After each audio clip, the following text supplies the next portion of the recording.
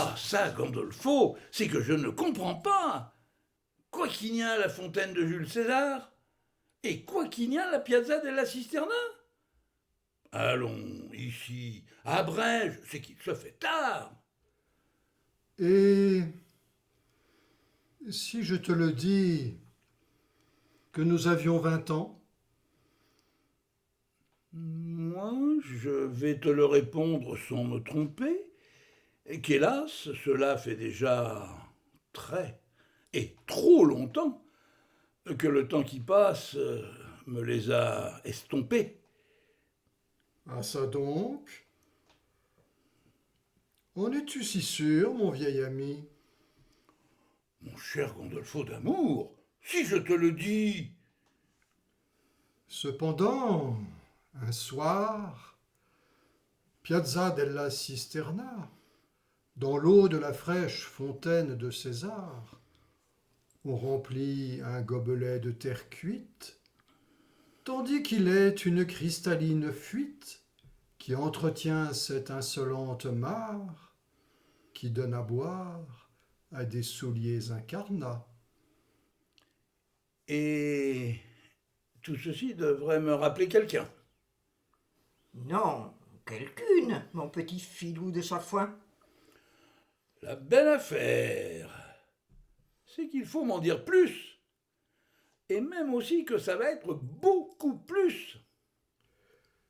Eh bien, pourquoi pas, quand ces ondulés cheveux, ils étaient cette si scintillante tiare qu'elle nous portait au moins tel un hénin d'or.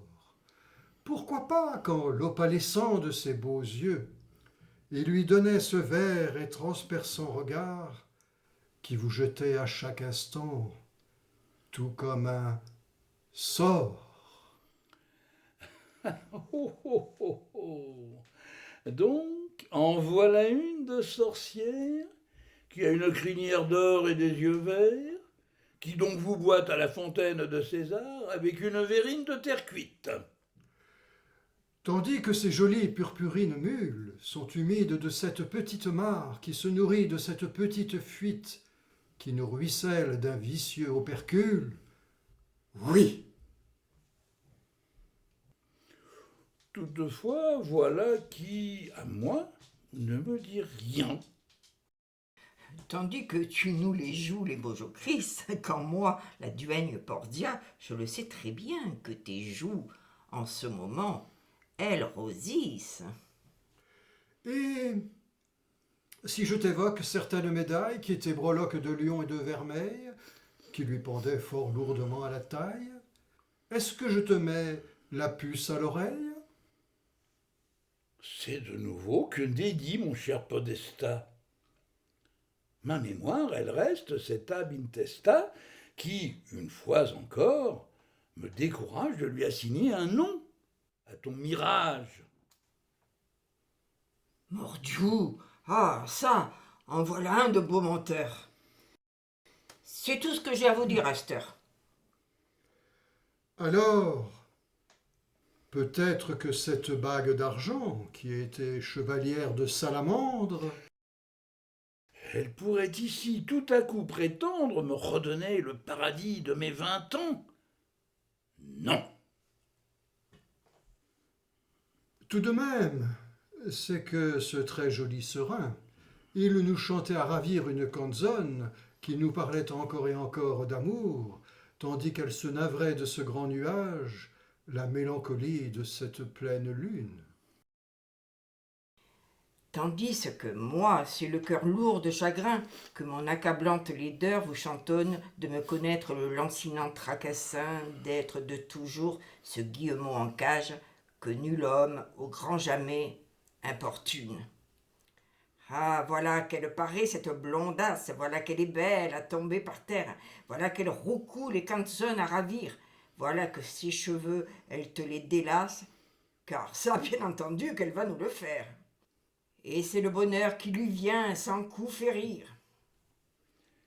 Ah donc, que marmonnes-tu, squame de Portia? Oui, c'est vrai ça. Que nous marmonnes-tu, Portia?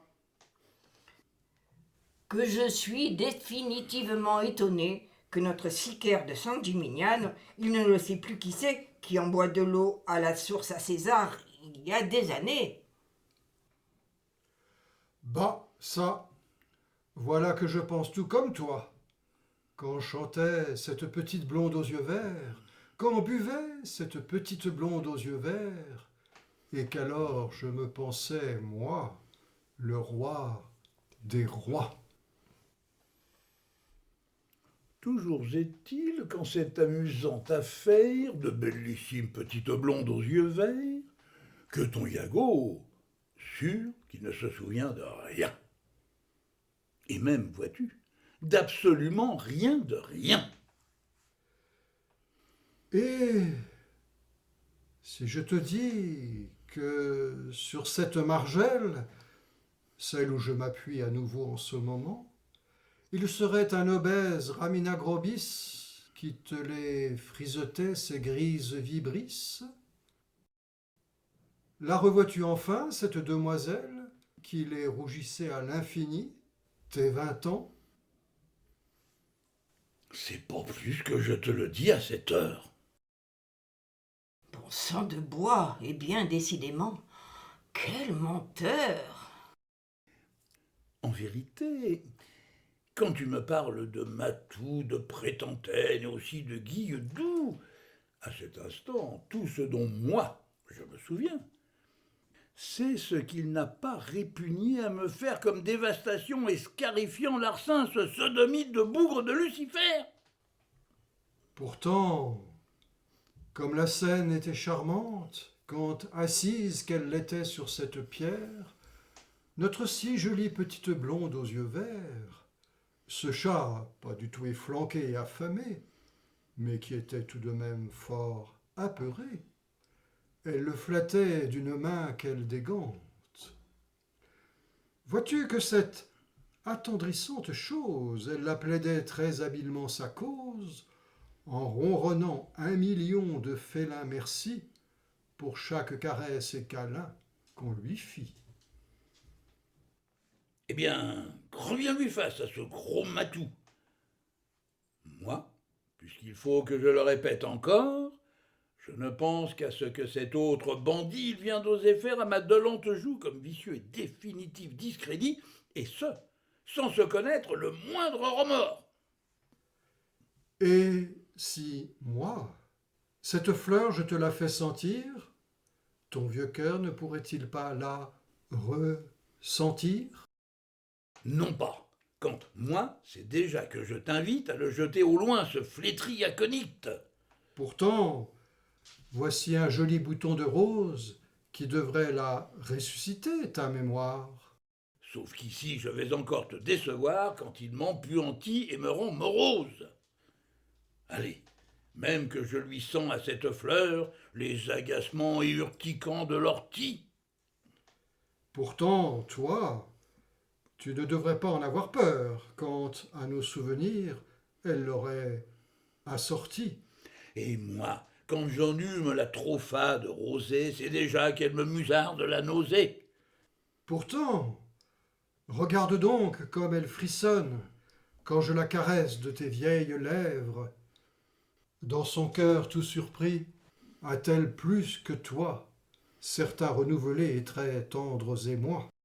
Sauf que moi, je ne vois là que belladone qui vous hallucine, corrompt et en fièvre, avant que toute rieuse elle tombe, la dalle qui va la murer, notre tombe.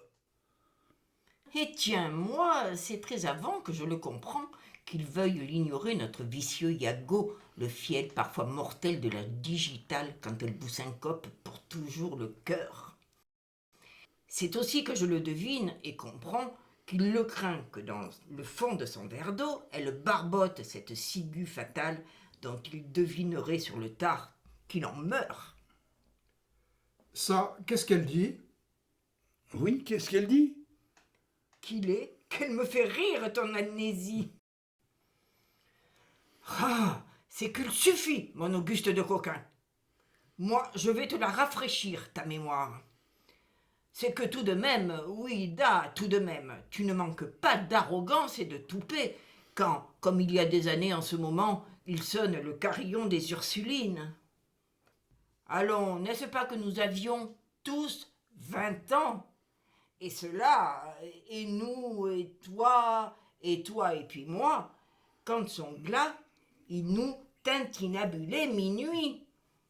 Ah donc, fistule, mais de quel méchant tocsin veux-tu nous harceler et tracasser ce soir? Ne pourrais-tu pas laisser nos vieux « je t'aime » dans le linceul où ils dorment enfin en paix? Morbleu, à quoi bon les livrer à tous les vents, les vieux souvenirs qui toujours assassinent? Maintenant qu'il ne reste un rien que le temps pour espérer consoler nos anciennes joies, des aigrelets et amers chagrins qu'on leur fit. Ah, ça, mon Iago, et toi aussi, Gondolfo. Le savez-vous qu'en ce moment, mes deux sires, vous me faites mourir et mourir de rire? Allez, cessez donc de causer à demi-mot, car c'est que vous ne l'avez jamais oublié, cette petite poule de blonde aux yeux verts, quand elle le flattait, ce chat de gouttière. Car c'est que vous ne l'avez jamais oublié, que ces délicates mules purpurines, elles étaient très humides de cette mare que faisait cette sempiternelle fuite qu'il y avait à la fontaine de César. Car c'est que vous ne l'avez jamais oublié, que cette belle beauté très assassine, que cette jolie pain-bêche de mijaurée, tout à coup, d'un gobelet, elle s'empare pour te le remplir à cette toujours fuite qui claironne à la fontaine de César. Il est vrai qu'une nuit de lune et de velours. Il est vrai qu'une nuit de lune et de velours, Qui serait la même nuit pour nous deux amants, comme nul ne peut en douter, assurément. Moi, je lui donne rendez-vous pour la minuit, ou à droite de la fontaine de César. moi, je lui donne rendez-vous pour la minuit. Ou à gauche de la fontaine de César. Ah, ce qu'il fait très froid et que je frissonne. Ah, ce qu'il fait très froid et que je frissonne. Puis, c'est que les heures, elles passent très longtemps. Puis, c'est que les heures, elles passent trop longtemps. C'est aussi que le guet passe souvent fois. C'est aussi que le guet repasse maintes fois. Peu à peu, chez les chastes sœurs Ursulines, leurs cloîtres et vitraux sont dans la profonde nuit. Ce qui veut bien sûr dire qu'avant matine, ces dames ont un peu de sommeil pour répit.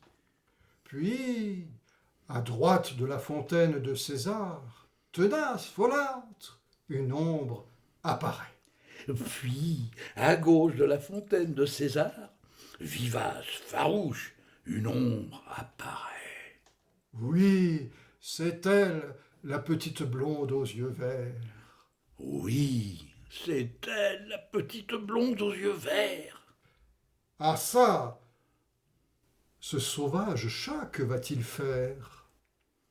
Ah ça, mettra-t-elle de l'eau dans ce verre? Pourquoi ris-tu, pernicieuse pourriture? Pourquoi ris-tu, consomptible vomissure? Parce qu'au droit des dextres et sénestres côtés, du pied-douche à la fontaine de César, la seule ombre que l'on voit ou qu'on aperçoit, c'est celle de, donc, votre déconfiture. Une qui se noie dans cette froide mare, qui se nourrit de cette vasque qui fuite. Ah bah, ça dit donc que la petite beauté, quand on parle de la fontaine de César, sûr que ce sera au grand jamais qu'on la voit, et même que cette petite raclure, elle rit de ces deux inénarrables soudards qui n'ont plus qu'à te la maudire, sa fuite. D'ailleurs,